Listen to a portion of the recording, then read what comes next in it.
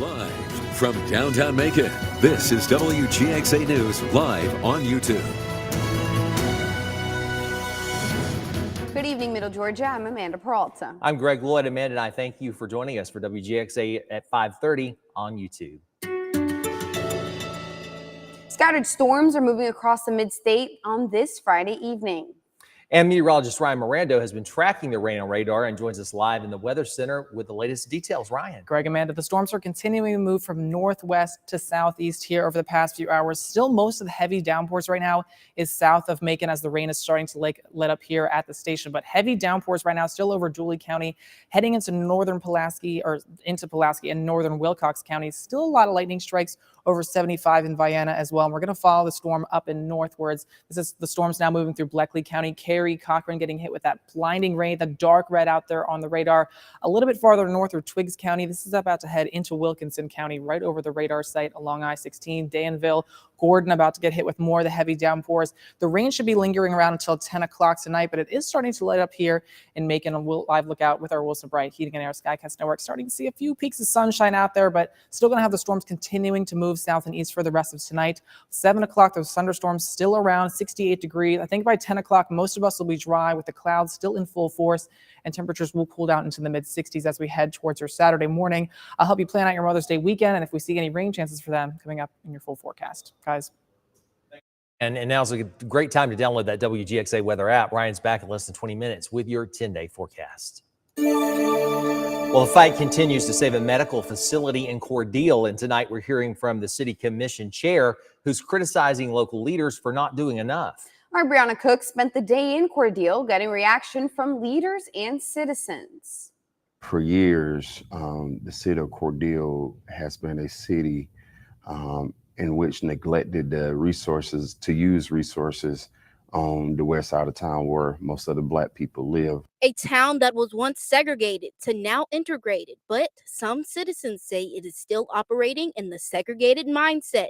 Dr. Wayne Whitus, owner of MD Whitus Medical Institute, has been pleading for the city and county's help to keep his historic health facility open, but has had little to no luck. I took his pleas to the city commission chairman, who says he's been fighting the battle against other commissioners to help the institute. Josh Dearso, Cordele Commission chairman, says he's been struggling to get the commissioners out of an outdated way of thinking. Even though we have Black bodies sitting in these seats, their mindset, they have been taught by conservative Republicans, and I'll just say mostly white people, to think that we can't do things like that. But if we look at Ronald Robbins, Tilton, Perry, they're making investments in the community. Dearso says the city was able to negotiate with the county for splosh percentages and will receive between $7 to $9 million. But he says the city is not allocating the money to where it is greatly needed. Proposal from the department heads and the city manager, none of that money is going to the west side of town. When we got ARPA money, better known by popular name COVID money, while you have other cities giving it to nonprofits, small businesses, the city of Cordele didn't do any of it. Gail Passmore was born and raised in Cordele and was one of the first African-American students to attend an integrated school. She says although there has been change, it still isn't enough. You can see the bias here in Christ County. You know, things have changed, you know, somewhat for the good. But, you know, it's still a long ways to go for Christ County. The institute acquired the former A.S. Clark School and its associated 18 acres of land to preserve its historic significance to the African-American community. The facility is one of its kind on the west side of town, and it serves as a community center. Dr. Wayne opened the facility after seeing an alarming number of premature Black deaths in the community. Passmore says she utilizes the facility, and the loss of it would greatly affect the area. We wanted to continue to stay in this community. What Dr. Wayne is doing has really helped this community. Has contacted the Christ County manager, who agreed to an interview but has not responded since. She will continue to keep you updated. A rough stretch of I-75 between Macon and Perry has people concerned for their safety. Our Gloria Ruth Finney spoke with GDOT to find out when we can expect to see improvements. It's bumpy. The weaving back and forward. It's breaking my truck. This patch of interstate between Sardis Church Road and exit 149 to Byron has people all shook up. Philip Smith is a truck driver from Long Beach, Mississippi. He says he drives this route often. I've had springs break and hard on the airbags, and it's dangerous. The Georgia Department of Transportation says the construction began in February, but some say this part of I-75 has been a mess for years. They just didn't build the road well enough when they did it. They should have reinforced the foundation better, and that way it would last longer. A little hard to kind of keep it between the lines. Eric Harvey is headed back to West Virginia, but comes down here often. He says the road is less than safe, especially when he's hauling precious cargo. It was pretty rough. The road, of course, hauling livestock makes them a little uncomfortable. Because the trailer bouncing around and things like that. I stay out of the right lane because it's so damn bumpy. It could mess it up there. You could get wreck or anything, blow a tire out. GDOT says they're starting southbound repairs first and will tackle the northbound afterward. They expect the road repairs to be completed sometime this fall. If you have damage caused by that road, we have the steps for contacting GDOT about if you can be compensated over on our website at WGXA.tv. A 15-year-old says he was threatened by a woman with a gun screaming racial slurs while he was at a gas station simply to buy a soda. His family is now asking why the woman was able to get out of jail in just 61 minutes, only to be arrested 3 days later and charged with aggravated assault. This happened in the town of Glenwood in Wheeler County. Investigative reporter Brett Buffington brings us the details. Well, this is the store where this all went down. In fact, the sheriff's office incident report for this says a witness saw and heard everything. A big question after talking with this 15-year-old today is why was he targeted by a woman he says he'd never met? I heard a lady yelling, and I didn't know who she was, or I never seen her in my life. That happened in this Circle K parking lot last Sunday. Alvin Ricks, just 15, still somewhat in shock by all of it, which Alvin says was much more than just yelling. Waving the gun, pointing at me, telling me she had killed me. Did she say anything nasty? She called me the N-word. On Wednesday, Jamie McGowan was booked into the Wheeler County Jail. She is facing 2 felony charges, one for terroristic threats and the other for aggravated assault. Parts of the exchange were caught on camera. And though this Circle K told us we couldn't see the video, a source in this community shared these 2 shots. You can see McGowan at the store's door. This incident report says in clips from the store's camera, you can hear McGowan ask someone in the store if they knew Alvin and his friend. It also says you can hear McGowan say in the recording, quote, "I'm going to shoot them," expletives. Alvin and his friend never interacted with McGowan before she confronted them in her car outside. We called the number on Jamie McGowan's arrest report today. Jamie McGowan is not available. But in a statement, her attorney says Alvin and his friends tried to intimidate Jamie McGowan, harassing her, adding they are not the innocents they would have everyone believe, as Alvin's family wonders how this is not a hate crime. The county's chief deputy who wrote this report has resigned. Glenwood is a small town here in rural Georgia. Less than 1,000 people live here. But Alvin's story is quickly being shared on social media. And tonight, undoubtedly, there are a lot of people watching this story and this town to see how this plays out. We are reporting in Glenwood. I'm Brett Buffington, WGXA News.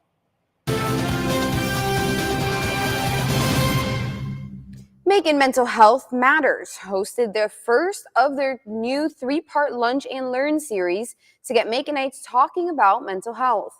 The event is designed to provide attendees an idea of what it means to be mentally healthy and explains the benefits of therapy.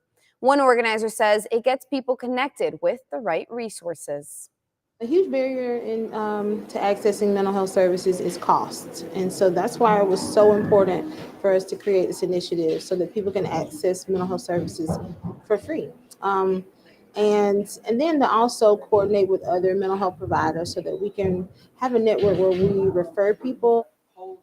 The next sessions will be a men and mental health session on Friday, May 19th, and a relationships and mental wellness session on Friday, May 26th. Both are also at Tapped from 12 until 2 p.m.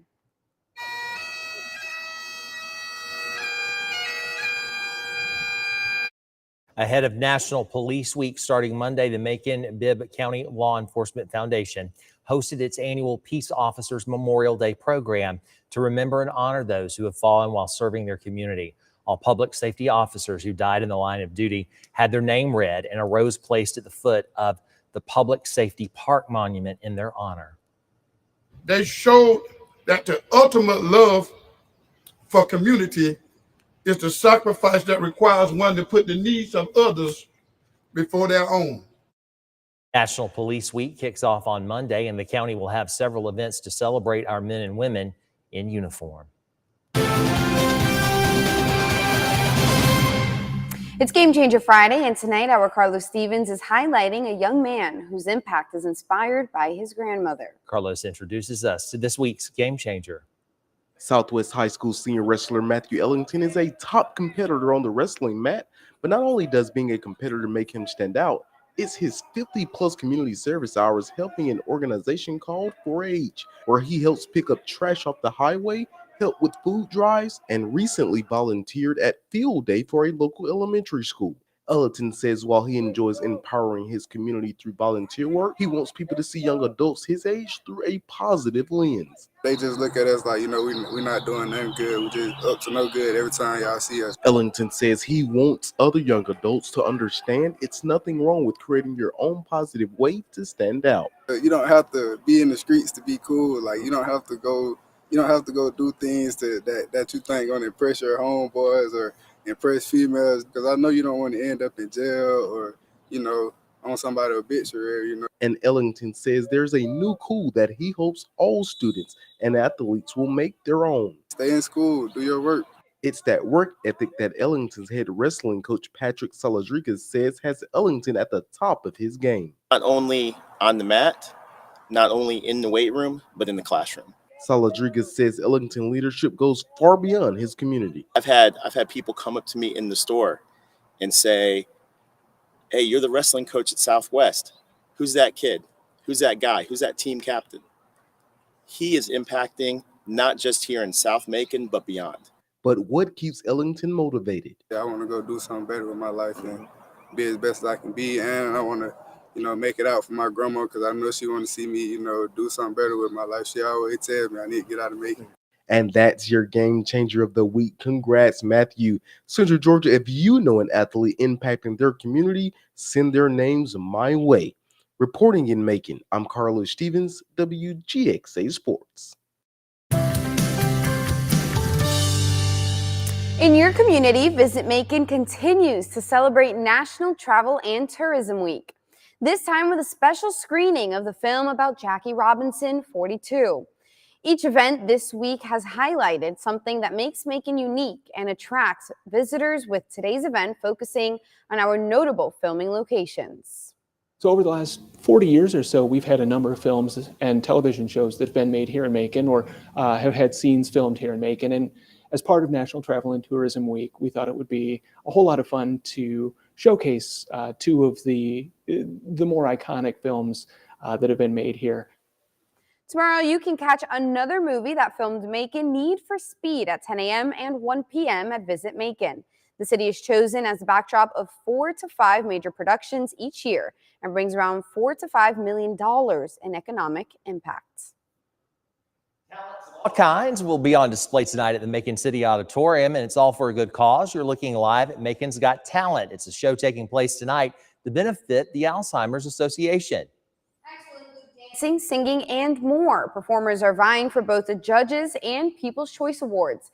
WGXA News has been a proud partner of the event for more than a decade. And you can get involved in the fun. It's very easy to make a donation to the association, too. Just text MTG23 to 243-725 to get started. And you can make a donation.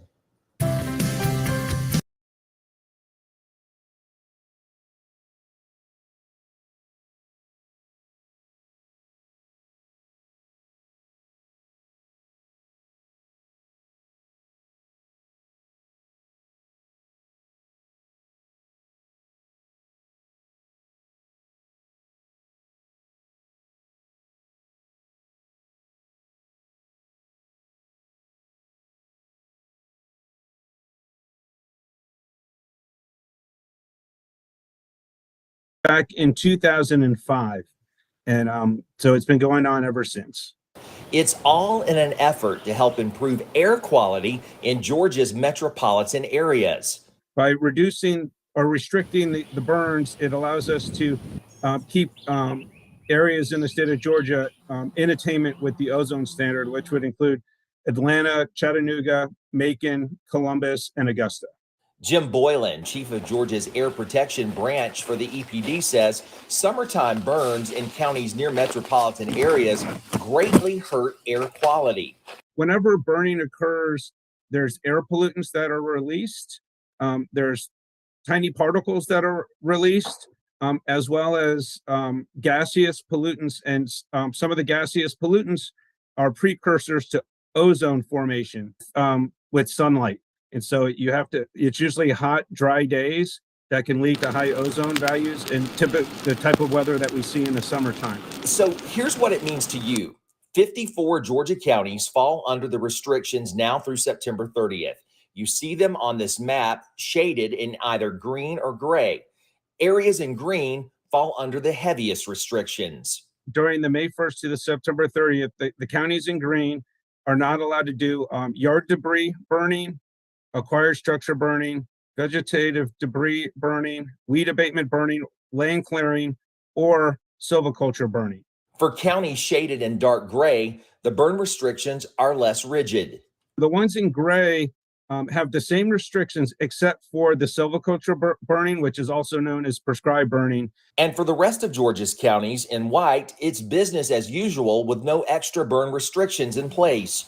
Boylan says protecting the air with burn restrictions requires a consistency during a period of years, but adds it's one that is paying off over time. Scattered showers and storms across the mid-state on this Friday evening.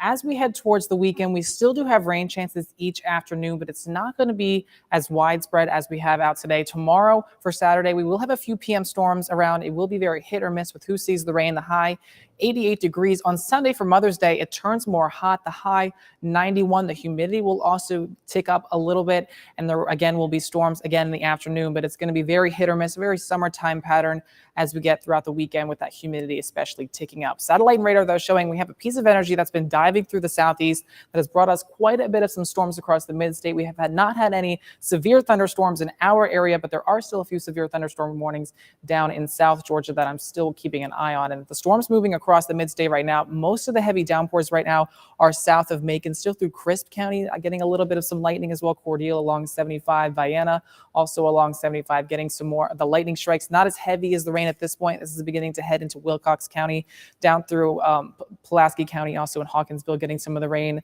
down towards Dodge County, Eastman, and getting some lightning strikes, some heavy downpours of rain for you. And we're going to follow this a little bit farther northward here into Bleckley County. This rain will continue to move into Lawrence County and Wilkinson County as these storms continue to move east-southeast. The rain should really be out of here by around 10 o'clock at the latest. By 7, the storms are still moving to our southeastern counties, Sandersville, Wrightsville, Dublin, McRae. Still seeing a few of those heavy downpours. By about 10 o'clock, we should be dry at that point, and the clouds will still be in full force. And that'll be the case for the rest of tonight, as temperatures should be into the mid-60s, 65 degrees for the low in Macon, 63 in Monticello, 65 in Hawkinsville, 65 in Wrightsville, and 66 degrees in Cordele for your Saturday morning. And then the humidity begins to tick up as we get through the rest of the weekend and towards next week as well. We're into that muggy category. So if you have any outdoor plans for the weekend, you may notice that the humidity will begin to wrap around you, especially as we get towards Monday, Tuesday, and Wednesday. We finally drop back down into the bit humid and almost into the pleasant category. So in your 10-day forecast tomorrow, it stays dry in the morning and the afternoon, but the fire up of some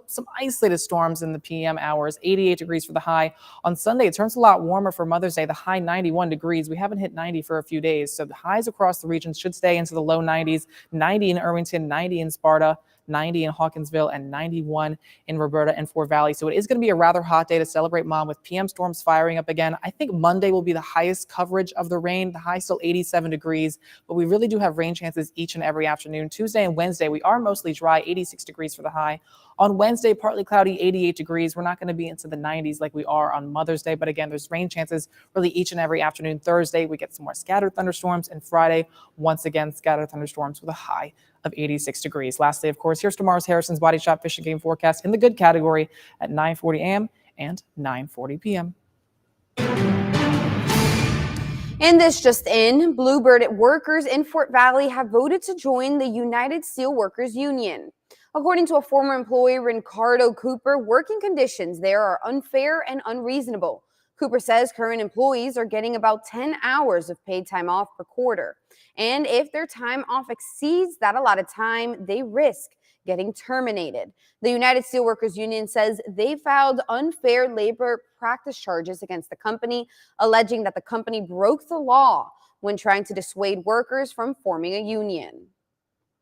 The company reacting to those charges, citing their 100-year history in the area without a union and saying in part, during the pending election campaign, we have voiced our opinion to our employees that a union is not in their best interest of our company or our employees, but we have respected the rights of our employees and the USW at all times. Good afternoon, everyone. I'm Gary Thigpen, and I'm here again today in Millettsville at the Rescue Animal Foundation, and I'm joined again with Aline. And Aline, who are we going to talk about and showcase today? So this is Lucky. Lucky is about 3 years old. He's very sweet, some sort of shepherd mix. He is heartworm negative, up to date on shots and neutered. He's kind of a mid-grade dog. He's energetic at times, but also really wants to snuggle at times.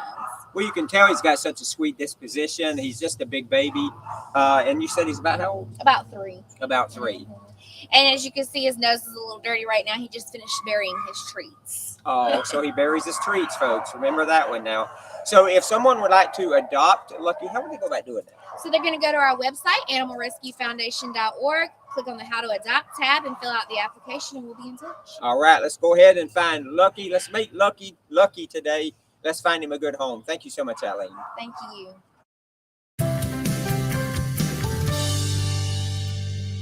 Well, happy early Mother's Day. The moms over at Antebellum on Arlington Place enjoyed tea time with their families today in honor of the holiday this weekend. Antebellum residents and their guests dressed in their tea time vests as they were treated to some lovely tea and snacks in the garden today. The activity director at Antebellum says it's important to let our moms know just how special they are to us.